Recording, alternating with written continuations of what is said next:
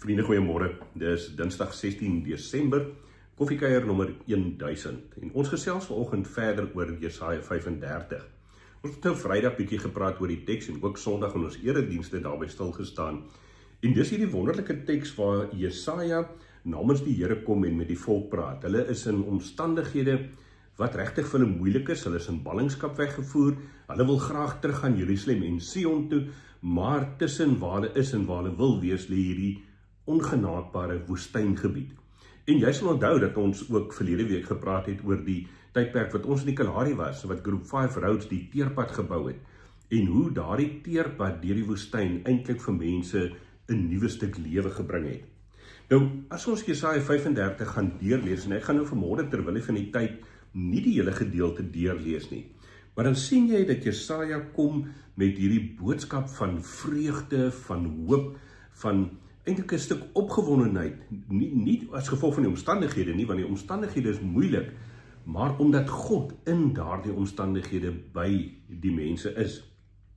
En Jesaja sê dan ook vir ons daar in vers 3, dat die effek daarvan, as jy weet dat God by jou is, dan maak dit dat jy ook probeer om in ander mense se lewens betrokke te wees. Hy sê letterlik, bemoedig die wie se hande slap hang, help die wie se knieë knik. En dis ons uitdaging in die tyd waarin ek en jy leef ook, om regtig vir mekaar te kom vra, maar met die uitdagings wat ons beleef, die ongenaakbaarheid van 'n woestyntyd, wil 'n mens amper sê, hoe kan ek en jy ook die lewe van ander beter maak? En dan is daar in hierdie teks, vriende, soos wat ons ook Sondag gesê het, so 'n ondertoon van vreugde, van opgewondenheid, ten spyte van die omstandighede waarin hulle is. En 'n mens wil amper die vraag vra, maar hoe kan mense met sulke vreugde leef ten spyte van die omstandighede wat nie goed is nie? En die eerste ding wat ek vanmôre met jou wil deel, is dat ons tog moet onthou dat daar 'n wesenlike verskil is tussen vreugde en geluk. Geluk is op 'n manier iets wat met ons gebeur. As jy nou die lotto sou speel en jy wen die lotto, dan is dit geluk wat met jou gebeur. Maar vreugde is iets wat diep binne in 'n mens gebeur, wat in ons gebeur. Dis onafhanklik van omstandighede wat dit gaan.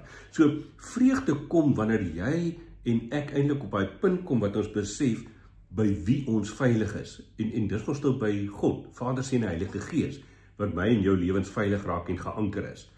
En as ons dan nou in daardie omstandighede wat ons dalk struggle met 'n klomp goed, besef, maar God is hier, God is ons redder, vriende, dan bring dit vir ons by daardie punt van vreugde.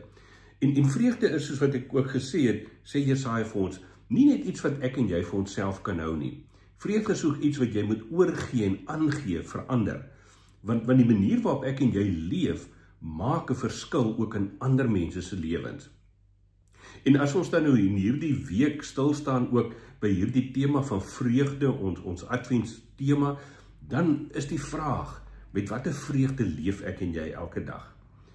Kyk ons vas in die omstandighede, kyk ons vas in hierdie woestyn wat voor ons lê, ons weet nie hoe ons daar deur gaan kom nie, of sien ons raak dat God by ons is, ook in hierdie tyd, en hoe help dit dan ons om met 'n nuwe stuk vreugde te leef? Iemand skryf daaroor en sê, die slegste sonde, miskien die enigste sonde, is dat mense vreugdeloos leef. En julle wat nou al so lang tyd saam met my kuier, sal weet dat ek ook een van die mense is wat, ek raak sommer half geïrriteerd as mense oor alles wil moan, en oor alles die sleg wil raak sien. Want ons moet soek na die positief, ons moet soek om met 'n stuk vreugde, Godgegewe vreugde, te leef in ons lewens. Paul Rudik skryf ook daaroor en hy sê dat daar net een vorm van godslasterlikheid is, en dit is die weiering om vreugde te ervaar.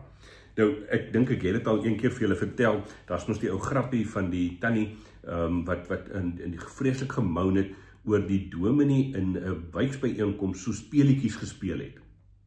En die speletjie wat hy gespeel het, is om te sê, kom ons kyk wie die norste kan wees.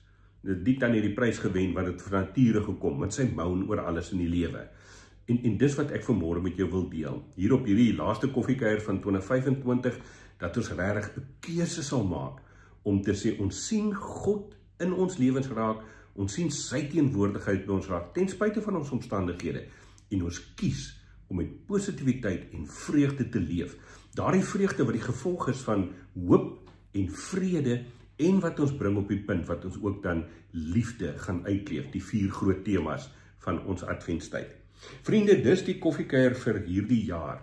Mag ek en jy regtig, soos wat Jesaja in daardie laaste versie sê, dat ons sal straal van blydskap, dat ons vol vreugde en blydskap sal wees, en dat ons ook sal sê, ellende en smart op 'n manier verdwyn, want ons weet, ons is in God se hand veilig. Kom ons sit so, dan bid ons vanmôre ook saam. Hemelvader, baie dankie dat ons vanmôre ook die woord kan oopmaak, dat ons daarin kan lees en dat ons eintlik meer gesleer word met hierdie beeld wat Jesaja vir ons gee oor vreugde, oor oorvloed, oor abundance wat deel van ons lewens kan raak. En dit nie net omdat omstandighede lekker of goed of maklik is nie, maar omdat ons in U teenwoordigheid leef. En daarom is ons gebed dan ook hier voor Kersfees van 2025, dat U vir ons elke oomblik, deur U Gees wat in ons is, sal herinner aan die teenwoordigheid, en dat ons daardie keuse sal maak om met vreugde elke dag te leef. Ons bid dit, Here, nie omdat ons dit verdien nie, maar in U naam. Amen. Vriende, wat jy ook al die res van jou vakansietyd en hier oor Kerstyd doen, mag dit goed wees vir jou, mag jy tyd saam met familie en vriende spandeer, hopelik, maar selfs as jy op jou eie is, kies daardie vreugde om in God se teenwoordigheid te wees. En natuurlik, geniet jou koffie, mooi loop, ons kuier weer in die nuwe jaar saam.